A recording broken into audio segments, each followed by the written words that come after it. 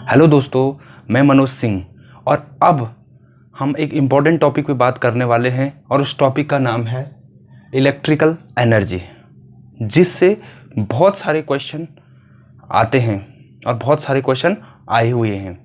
तो आइए देखते हैं कि इलेक्ट्रिकल एनर्जी क्या है, इलेक्ट्रिकल पावर क्या है, उससे रिलेटेड कैसे क्वेश्चन एग्जाम में आए हुए हैं। तो आइए देखते हैं। तो सबसे पहले हमारे पास यहाँ पे जो चार्ज है उसके कुछ फॉर्मूले हम थोड़ा सा रिपीट कर लें।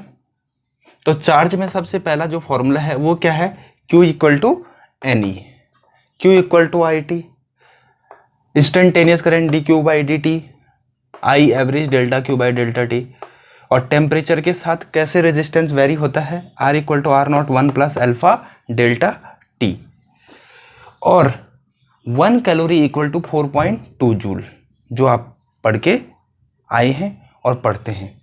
तो सबसे पहले देखें इलेक्ट्रिकल एनर्जी। इलेक्ट्रिकल एनर्जी का मतलब होता है कि जहां पे आप इलेक्ट्रिकल एनर्जी दे रहे हो। कई बार थर्मल एनर्जी होता है जहां पे आप टेम्परेचर से एनर्जी देते हैं। तो यहां पे ये देखिए एक ईएमएफ है और एक एक्सटर्नल रेजिस्टेंस आर लगा हुआ, जिसका यहाँ पे हाई पोटेंशियल, यहाँ पे लो पोटेंशियल। तो हमें ये देखना है कि इसमें कितनी एनर्जी का लॉस हो रहा है। किसी भी चीज़ में जितनी एनर्जी का लॉस होता है वो उतना ही वर्क डन आउटपुट में देता है। तो E इक्वल टू डब्ल्यू आप कह सकते हो, और W equal to Q into delta V. Delta V का मतलब potential difference. Okay, potential difference. अब Q को आप IT लिख सकते हैं, इस डेल्टा V को मैंने V मान लिया। आप इसको ऐसा भी कर सकते हैं, delta V equal to V यानी V1 माइनस V2, कई बार ऐसा भी लिख देते हैं। आप यहाँ पे देखें V को लिख दिए IR, तो ये हो जाएगा IR स्क्वायर T, या यहाँ पे R से मल्टीप्लाई कर दीजिए और डिवाइड कर दीजिए, तो V square T upon R। तो इसके एनर्जी के कई फॉर्मूले टाइम के साथ ये है। अब आप जानते हैं SI यूनिट जो एनर्जी की होती है वो जूल वॉट सेकेंड। इसकी जो SI यूनिट है वो जूल या वॉट सेकेंड हम इसको कह सकते हैं।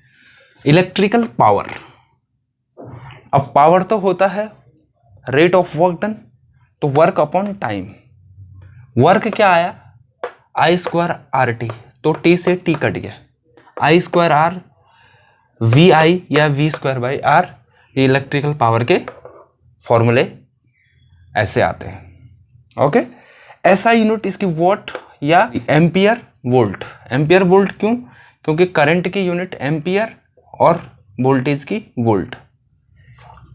Okay, electricity consumption.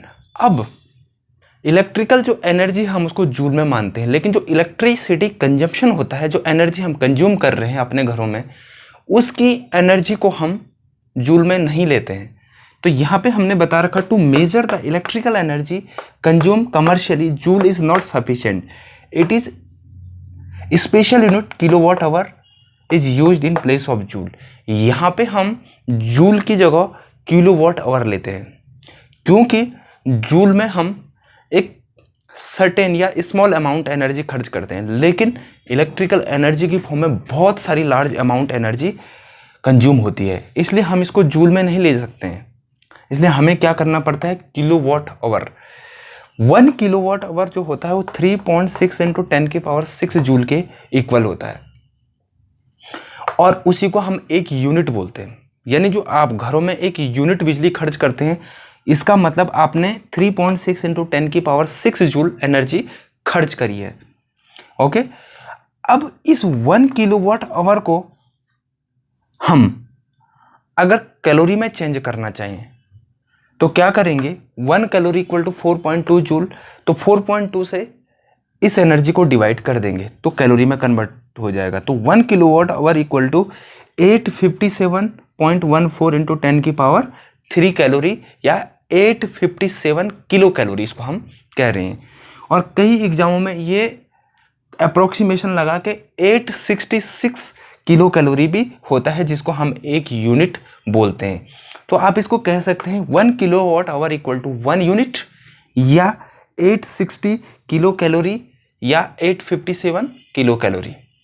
ओके, तो ये सारे जो कंसेप्ट हैं, अगर ये फॉर्मूले आपको याद रहते हैं तो आपका जो क्वेश्चन है वो कभी नहीं छूटता और एकदम आप उसको टाइम बाउंड के अंदर कर देंगे।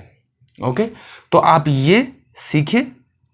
अब मैं इसके रिलेटेड क्वेश्चन कराने वाला हूं, और अगर ये कंसेप्ट आपको समझ आ रहे हैं, मेरी वीडियो आपको अच्छी लग रही है, तो प्लीज़ सब्सक्राइब जरूर करें।